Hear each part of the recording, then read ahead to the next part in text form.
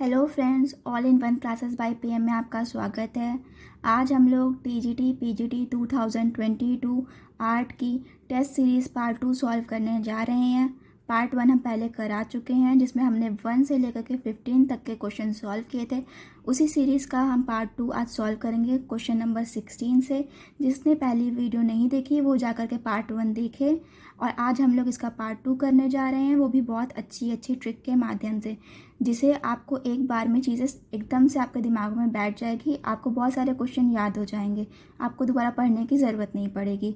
तो आज की वीडियो, आज की क्लास हम शुरू करते हैं क्वेश्चन नंबर 16 से। क्लाइमेट किस कलाकार की रचना है? A Tyeb Mehta, B S H. Raza, C K N. Dixit, D M F. Husain. आप लोग अपने आंसर कमेंट बॉक्स में लिखिएगा। इसका आंसर है रजा। लास्ट वीडियो में हमने रजा की एक पेंटिंग याद की थी, वो भी बहुत अच्छी पेंटिंग ट्रिक के माध्यम से। तो आज हम उसे फिर से उसी ट्रिक पे वापस जाएंगे और फिर से एक बार रिवाइज करेंगे उसको। रजा, जैसा कि आप लोग जानते हैं, रजा अपनी भूमि छोड़ करके पेरिस की भूमि में जाकर बस गए थे। और ये क्वेश्चन पूछा भी गया है आपके एग्ज़ाम्स में कि कौन सा पैक का कलाकार जो कि पेरिस में जाकर बस गया था, तो वो थे रजा। रजा पेरिस में जाकर बस गए। तो जब कोई इंसान अपनी जगह को छोड़ करके, अपनी संस्कृति को छोड़ करके दूसरी संस्कृति, दूसरी जगह पे जाकर बसता है, तो पहले तो उसे बहुत ज़्यादा अच्छा लगता है। उसके बाद कुछ टाइम में वो बोर हो जाता है, उसको वो जगह वन के समान लगने लगती है। इसी के माध्यम से हमने उनकी एक बहुत इम्पॉर्टेंट पेंटिंग याद की थी, जिसका नाम है तपोवन। ये रजा की पेंटिंग है, जिसे हमने वन के माध्यम से याद की थी। रजा जो कि जाके पेरिस में बस गए थे, कुछ टाइम बाद उन्हें जो पेरिस जगह है वो वन के समान लगने लगी। इससे हमने ये पेंटिंग याद की, तपोवन। और आज हम उसी ट्रिक से इनकी क्लाइमेट पेंटिंग याद करेंगे। जो इंसान अपनी भूमि को छोड़ करके दूसरी भूमि पर जाकर बसता है, तो अपनी भूमि का क्लाइमेट अलग है, दूसरी जगह का क्लाइमेट अलग है, इंडिया का क्लाइमेट अलग, और जगह का क्लाइमेट अलग। तो क्लाइमेट चेंज किसने किया? रजा ने। रजा अपना इंडिया छोड़ करके कहाँ बस गए? पेरिस में, जिससे क्या होगा, उनका क्लाइमेट चेंज हो गया। तो आप बहुत ईजिली इसको याद कर लिए होंगे अब तक कि क्लाइमेट किसकी पेंटिंग है। तो क्लाइमेट रजा की पेंटिंग है। 17, भूमि किस चित्रकार की रचना है? A Tyeb Mehta, B S H. Raza, C K N. Dixit, D M F. Husain. तो आपको एम.एफ. हुसैन की पेंटिंग आपको याद होगी। एम.एफ. हुसैन की एक पेंटिंग है ज़मीन, जो कि पेपर्स में पूछी गई है। तो आप ये मत सोच लेगा कि भूमि भी उन्हीं की है, क्योंकि भूमि हुसैन की नहीं है, भूमि रजा की है। इसे भी आप ऐसे याद कर सकते हैं, अपनी भूमि को किसने छोड़ी थी? रजा। रजा अपनी भूमि छोड़ करके जाके कहाँ बस गए थे? पेरिस में। तो आप ये भी बहुत ईजिली याद कर सकते हैं। तो आपको अब ये याद ही हो गई होगी कि भूमि रजा की है। 18 क्वेश्चन, भारतीय समारोह किस कलाकार की प्रसिद्ध रचना है? तैयब मेहता, एस.एच. रजा, के.एन. दीक्षित, एम.एफ. हुसैन। अपने अपने आंसर कमेंट में ज़रूर लिखिएगा। तो भारतीय समारोह जो है वो भी रजा की है। अब आप इसे भी याद कर सकते हैं बहुत ईजिली, जैसे कि रजा जो है अपनी इंडिया को छोड़ करके पेरिस में चले गए, जहाँ पर उन्हें अपने भारतीय समारोह, अपनी संस्कृति की याद आने लगी। ऐसे आप याद कर सकते हैं, रजा जो इनको अपनी याद आने लगी, भारत की, भारतीय समारोह की, हर चीज़ की याद आने लगी, क्योंकि पेरिस में जाकर बस गए थे।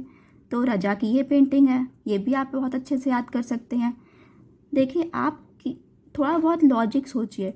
लॉजिक सोचेंगे तो आपको ईजिली याद होगी चीज़ें, जो कि आपको दोबारा उसमें अपना टाइम इन्वेस्ट नहीं करना पड़ेगा। तो आप अब लॉजिक यूज़ करके ऐसी चीज़ सोचिए।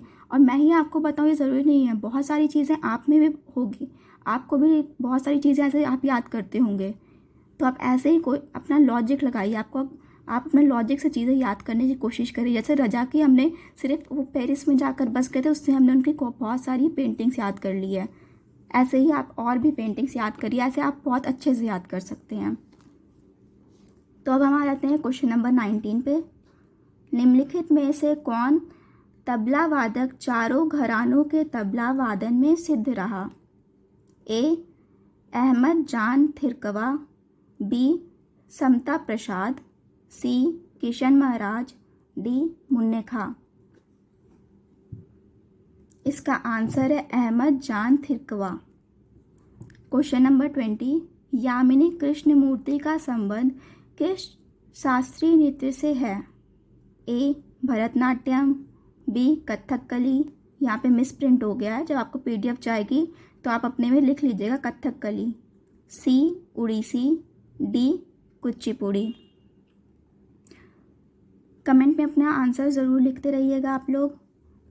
यामिनी कृष्णमूर्ति का संबंध भरतनाट्यम से है, बहुत फेमस है और मुझे लगता है कि बहुत सारे लोगों को पता होगा कि यामिनी कृष्णमूर्ति भरतनाट्यम से संबंधित है।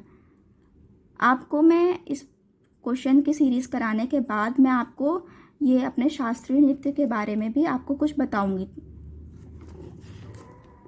क्वेश्चन नंबर 21, पंडित भीमसेन जोशी हैं बांसुरी वादक, उड़ीसी नर्तक, सी. शास्त्रीय गायक, डी. सितार वादक। तो पंडित भीमसेन जोशी शास्त्रीय गायक हैं, यहाँ न लिखा है पर यहाँ पे गायक होगा, ठीक। क्वेश्चन नंबर 22, गायन की ध्रुपद शैली का आरंभ किसने किया था?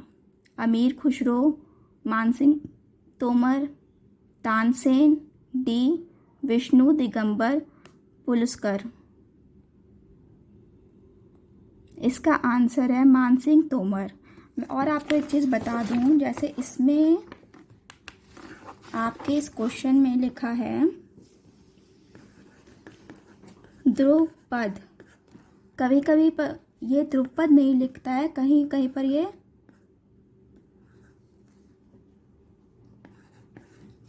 ध्रुपद लिखता है, तो आप समझ जाइएगा। कई बार ऐसी चीज़ें हो जाती हैं, तो आप याद रखिएगा कि ये दोनों सेम ही है, ध्रुपद या ध्रुपद, ठीक। क्वेश्चन नंबर 23, जय हनुमान किसका चित्र है? ए. हुसैन, बी. रविन्द्रनाथ टैगोर, सी. नंदलाल बोस, डी. देवी प्रसाद राय। इसका आंसर है हुसैन। जय हनुमान हुसैन का है। इसको भी आप याद कर सकते हैं। सारे भगवानों में सबसे ज़्यादा शक्तिशाली कौन है? हनुमान जी हैं। सबसे ज़्यादा ताकत हनुमान जी में है। और जब भी हमारे भारतीय कलाकारों के बारे में बात की जाती है तो बहुत ज़्यादा ही फेमस है हुसैन। तो और ये इनको आप ऐसे याद कर सकते हैं कि जैसे सबसे ज़्यादा शक्तिशाली कलाकार हुसैन है और भगवानों में सबसे ज़्यादा शक्तिशाली हनुमान है, तो हुसैन ने हनुमान का चित्रण किया है, ठीक। क्वेश्चन 24, बेगम अख्तर कला की किस विधा से संबंधित हैं? नृत्य, बी. चित्रकला, सी. गायन, डी. लोक नृत्य। तो ये जो आपका बेगम अख्तर हैं ये गायन से संबंधित है, ठीक। क्वेश्चन 25, पारंपरिक जापानी कास्ट ब्लॉक छापा किस प्रकार किया जाता है? पारंपरिक जापानी कास्ट ब्लॉक छापा किस प्रकार किया जाता है? फोटोग्राफिक उपकरण का उपयोग करके, हाथ से, कंप्यूटर के ज़रिए, हाथ से चलाने वाली मशीन के द्वारा। देखिए, आप इसमें भी अपना लॉजिक यूज़ कर सकते हैं। अगर आपको कुछ नहीं पता तो आप अपना लॉजिक यूज़ करिए। पारंपरिक चीज़ें, पुरानी चीज़ें मशीनों से थोड़ी होती थी। पुरानी चीज़ें, हर चीज़ हमेशा हाथ से होती थी। आज इतनी सारी मशीनें आ गई हैं, पर पहले तो नहीं थी। तो पहले चीज़ें किससे होती थी? हाथ से होती थी। तो ऑब्वियस है इसका आंसर हाथ से, ठीक। ऐसे आपको लॉजिक लगा लगा के आपको बहुत सारी चीज़ें याद हो सकती हैं। निम्नलिखित में से किसने वर्णशायनता कलर विस्कोसिटी छापा को लोकप्रिय बनाया है? कैरोल समरस, पॉल लिंगरन, स्टेनेल हेटर, विलियम ब्लैक।